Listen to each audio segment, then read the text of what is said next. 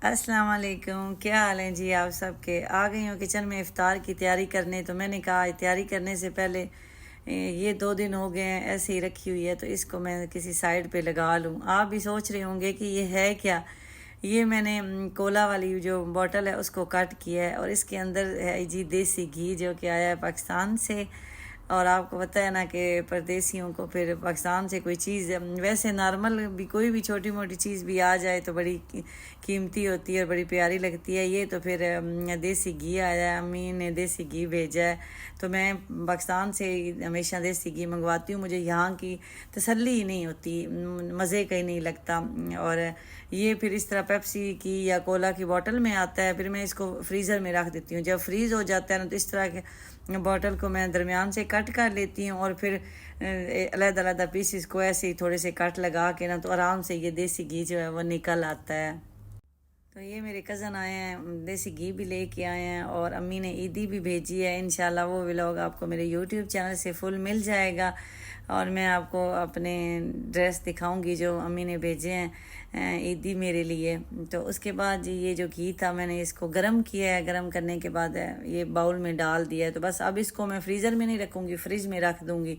तो जितना ज़रूरत हो इस्तेमाल हम लोग कर लेते हैं। तो पहले भी मेरे पास ख़त्म नहीं होता, जब ख़त्म होने वाला हो मुझे परेशानी शुरू हो जाती है।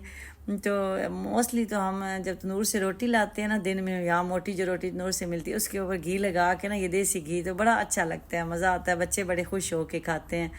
तो अभी मेरा थोड़ा सा ही पहले वाला बाकी था तो अल्हम्दुलिल्लाह ये फिर कज़न जो हैं वो ले के आ गए हैं।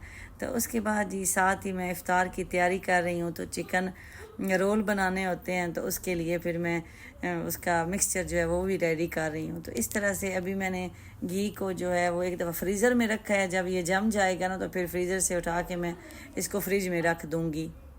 आजकल आप सब जानते हैं कि दुबई का जो वीज़ा हैं वो सिर्फ स्किल कैटेगरी में निकल रहे हैं, जो अनस्किल्ड लेबर के वीज़ा हैं वो नहीं निकल रहे, वो वीज़ा बंद हैं।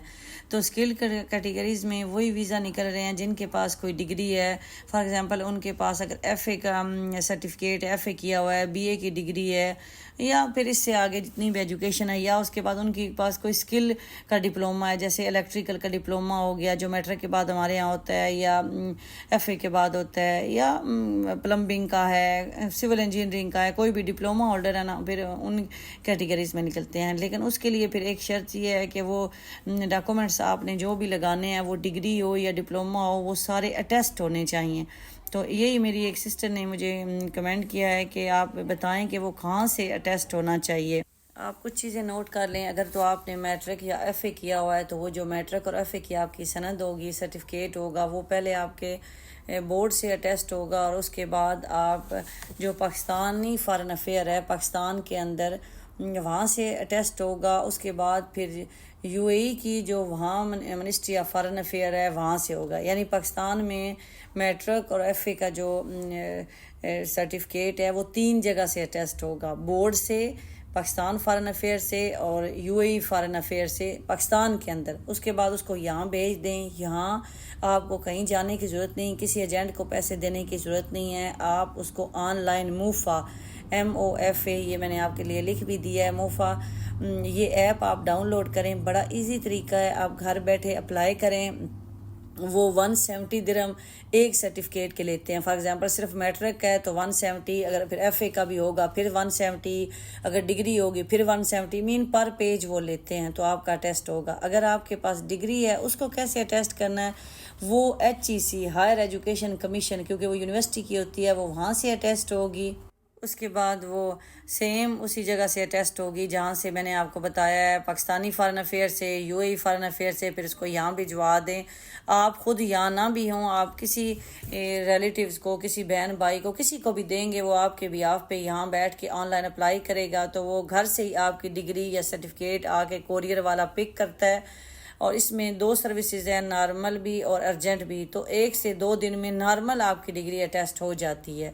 दूसरा सिस्टर का क्वेश्चन ये था कि क्या तमाम डॉक्यूमेंट्स अटेस्ट होना ज़रूरी है। नहीं, अगर आपने ग्रेजुएशन किया हुआ है, बीए किया हुआ है, तो फिर सिर्फ बीए की डिग्री आप अटेस्ट करवाएं, बाकी आपके मैट्रिक और एफए की करवाने की ज़रूरत नहीं है। अगर आपने एफए किया हुआ है तो फिर खाली एफए की करवाएं, मैट्रिक की ज़रूरत नहीं है।